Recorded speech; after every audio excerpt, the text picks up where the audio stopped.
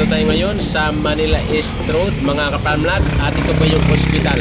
Yan, malapit lang po yung property dito, mga ka-farmlad. Siguro po ay nasa 800 meters lamang ay makakarating tayo doon. At meron na po siyang 3 bahay, mga ka-farmlad, sa halagang 1.8 million lamang yung presyo niya, mga ka-farmlad.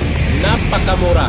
You are watching Realty Philippines TV. Please don't forget to subscribe.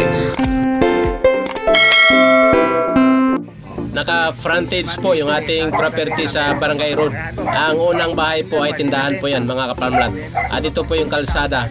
At yan po yung source or supply ng tubig papunta dito. Okay? At yung sasakyan po ay nakapasok dito sa pangalawang bahay, mga ka-farmlad. Yan, hindi po kasama ito. At ito po yung kasama pa, mga ka-farmlad. Yung bakanting lote na ito. At yan po yung bahay na isa. Yan po yung isa. Ito yung pangalawa. At yan po yung pangatlo. Yan o. Ito po, mga ka-farmlad, yan po yung pangatlong bahay na sinasabi ko na naka-frontage mismo sa Barangay Road. Ito po, yan. Ito po yung pangalawa. Yan. At ito po yung tubig nila, mga ka-farmlad. Yan. At ito po yung una na tinuro ko kanina, mga ka-farmlad. Yan. Hindi lang po tayo makakapasok, mga kababayan. At kompleto po, may supply ng tubig, may electricity, at saka may signal yung ating cellphone. Malapit lang po tayo dito sa elementary school.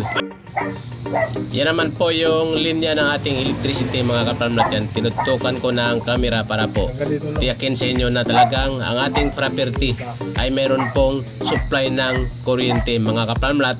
At yung bakanting lote na ito ay kasama pa. Okay? Ngayon naman po, ang total area po nito ay 435 square meters. Yan, tax declaration pa lang ito, mga kababayan. At yung mga area na ito ay open for title na siya, mga ka-farmlad. Yan, kasama po yung mga kahoy na yan, mga kababayan. Kunting linis lang, repair ng mga bahay ay sulit po yung inyong investment na 1.8 million lamang yung halaga. Malapit lang din po tayo sa Laguna Bay. Mga 500 meters lamang siguro yung ating distansya. Yan, mga ka-farmlad, ito po yung kasama sa property. May puno po ng mangga. At ito po yung kasama yung bahay na to. Okay? Yan, napakagandang area, mga ka-farmlad, dahil pwede ito gawing apartment.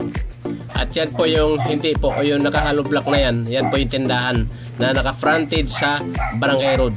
At ito po yung trustee ng lupa, mga ka-farmlad. At ngayon po ilalabas tayo, mga kababayan. Mula dito ay nasa 5 meters lamang. At sa kaliwa natin kasama ito, mga ka-farmlad. Yan, may tindahan na po, mga ka-farmlad. At kuhanan ko lang ng video yung kalsada. Patunayan sa inyo na mayroon pong itong kalsada. At naka-frontage tayo sa Barangay Road, mga kababayan. Okay? Yan po, marami pong salamat. At muli from Rizal, ako inyong ka-farmlad, Rosindo Saminyan. Kayo po ay nakikinig at nanonood sa inyong #1 Real Estate Referral Channel, Realty Philippines TV. Mabuhay tayong mga Pilipino!